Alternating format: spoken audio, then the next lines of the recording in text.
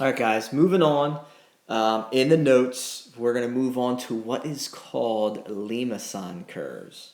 All right, these are going to be a little bit different than the rose curves that we've been doing. You can see this is the form that they're in. So this A that's in front, that's your vertical shift. And again, we're going to relate this a lot to when we graph sine and cosine waves. So A, whatever number this is going to be the equilibrium. And then we have either plus or minus, and then that B becomes the amplitude. All right. Take this down. Whenever you graph these, whatever A and B are, if you have sine, it's always symmetric to the y-axis. Again, kind of makes sense because sine is equal to y in the unit circle. If you have it in this form of cosine, that graph's always going to be symmetric to the x-axis. All right. Now, if you have a minus b, what's going to happen is the graph's going to flip over the y-axis. So here's are all four different examples. And if you look, all of these are symmetric to the x-axis. So all of these examples are this, cosine. So you can fold it over the x-axis. They're going to lie on top of each other, right? These are all cosine ones. These are all a plus b. If I did a minus b, what would happen is, you see where you have this inner loop? That would flip over the y-axis. So this inner loop would be here. This little dimple, this cardioid, which we call the heart shape, then this dimple would be here. It would flip over the y-axis. Okay, this little dimple right here would flip and would be here. All right. Now, I know this looks weird. It's like, how the heck do we get these graphs? When we use equilibrium, min, max, you can see you're going to get these different points. The main thing, when we get these different graphs, it has to deal with the ratio of A over B. And for this one, if A over B is less than 1, this is where you get this inner loop. Now, the other thing, these are all cosine ones. So if we were to change this to sine, see how you have this inner loop and the dimple is kind of on the x-axis? What's going to happen is the inner loop is going to be on the y-axis for the sine. All right, so the inner loop or the dimple is going to be on the y-axis if I change this to sine. And that's actually what we're going to do. We're just going to look at this first example, and it's going to be a Limacon with an inner loop because A over B is going to be less than 1. All right, so when we actually do it, it's not that bad. It's just kind of looking at all of this. It's like, what the heck? But let's get to an example. Let's do the first one. So let's move this down. All right. Now, the first thing you should do, kind of like when we graphed the rose curves, you wanted to get n. For this, let's figure out A and B. So A is 2 and B is 3. So therefore, the ratio A over B is 2/3. So that's this case where A over B is less than 1. So I know that I'm going to get this Limacon. It's going to have this inner loop. But since it's sine, this inner loop is going to be on the y-axis. It's not going to be on the x-axis. All right?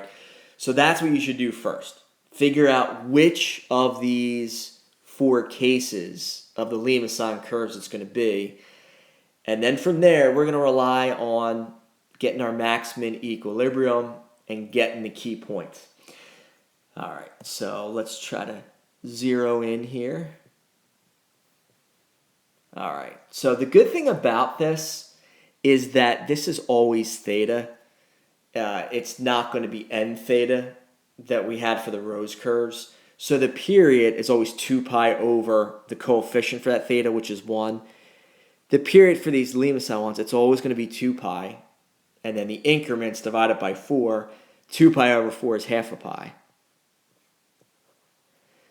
So you're always going to get the intercepts in the unit circle. So for theta, it's going to be 0, pi over 2, pi, 3 pi over 2, and then back to 1 full revolution of 2 pi. All right. And then, I'm going to slide over. Getting the max-min equilibrium. This is going to change now. The A, remember we said the A, that's the vertical shift. So 2 is going to be the equilibrium. All right, so that's how this is different than the rose curves. The rose curves, the equilibrium was always 0. Okay, here it's 2. The max, we're going to use that amplitude, which is the B. This is the amplitude, the 3. So I add 3 to the 2, and the max is going to be 5. For the minimum, I subtract the 3 from this 2. So 2 minus 3 is negative 1. All right, so this is just going back to getting max min equilibrium when we graph sine waves. All right, now sine, to get the radius, it always starts at the equilibrium. So it's going to start here.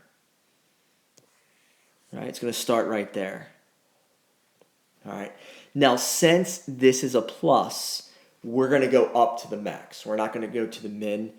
So pi over 2, we're going to get 5. Then we have to come, just like a wave, a sine wave, you have to come back down to the equilibrium of 2. Then we go down to the minimum of negative 1. And then we end at where we started, the equilibrium of 2. All right. So for all these Limacon ones, you're always going to get 5 key points. So this is very, very similar to graphing sine and cosine waves. So let's graph these points. So this 0, 2, I go to the angle of 0, which is right here. And I go to the second circle, which is right here. Okay, so put a check mark, I graph that. This pi over 2, 5. Right, here's pi over 2. I'm going to go to the fifth circle. 1, 2, 3, 4, 5. So it's right here. Okay, put a check mark. Then at pi 2, I go to the angle pi. I go to the second circle, which is right here. Put a check mark. Then this 3 pi over 2, negative 1. All right, here's the angle. But since the radius is negative, it flips. So I go around 180 degrees. I actually go back to this. This is how we're going to get this inner loop. So it's actually at pi over 2, 1 for the radius. That's where that inner loop's going to be. And it's going to be on the y-axis. Okay, so put a check mark there. And then at 2 pi 2, you see how 2 pi 2, it's this same exact point. Because 2 pi's coterminal with 0. So we wind up just having these, 4 points. And then I use for a reference, if I go back to this, right, this inner loop, this was an example. These are all examples of cosine ones. So this inner loop's going to be here. It's going to be on the y-axis. So to finish this off, to graph it, this is where it's going to go through the origin. It's going to look like this. All right, and then it's going to go through the origin here. Okay, and then back through the origin, and then up here. All right, again, mine is not too good, not too symmetrical, but that should be symmetric to the y-axis. And it is, right? If I take this left side and fold it over the y-axis, it lies on here. Well, probably not mine because it's a bad drawing. But main thing you can see there, that inner loop, it's on the y-axis right here because I'm dealing with sine. If I change this to cosine, this inner loop would be over here or it would be over here. And it would be on the x-axis. All right?